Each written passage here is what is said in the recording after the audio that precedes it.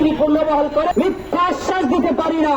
আমরা যে আশ্বাস দেই সেটা পূর্ণ করি। এই বক্তব্যটি রয়েছে প্রধানমন্ত্রী সাবেক বেগম খালেদা জিয়ার। তিনি আমাদেরকে এই বিডিআর এর বিচার নিয়ে কথা বলেছেন।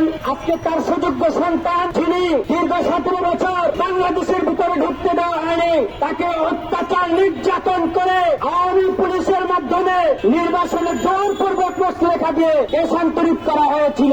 অতএব আমরা নির্যাতিত বর্তমান সফল প্রধানমন্ত্রী বেগম খালেদা জিয়ার সুযোগ্য পুত্র জনাব তারেক রহমান একটি নির্যাতনের শিকার। আমরা বিডিআর সদস্য যারা নির্যাতিত হয়েছি, ঢাকার বাইরে কোথাও হত্যা হয়নি, কোথাও কোনো বিশৃঙ্খলা হয়নি। শেখ হাসিনার নির্দেশে যত মাদ্রাসার স্টুডেন্ট, যত বিএনপি জামাতপন্থী বিডিআর সদস্য তাদেরকে বেছে বেছে চাকরি থেকে বাড়িতে পাঠিয়েছে জেল জুলুম দিয়ে। এখনো যারা জেলখানায় রয়েছে তাদের অপরাধ, তারা শুধু পিলখানায় তাদের পোস্টিং ছিল, উপস্থিত ছিল, তাদের কোনো সেখানে অন্যায় ছিল না।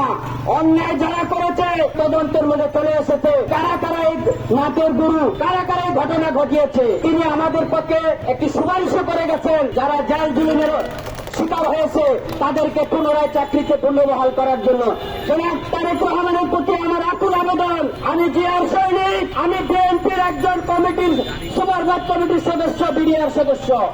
আমরা বিডিআর এর লোক যারা আছি সকলে এই সরকারকে সাধুবাদ জানাই। এই সরকার যেন আমাদের চাকরি পুনর্বহাল করেন এবং যারা জেলখানায় এখনো পর্যন্ত রয়েছে তাদেরকে মুক্তির ব্যবস্থা করেন।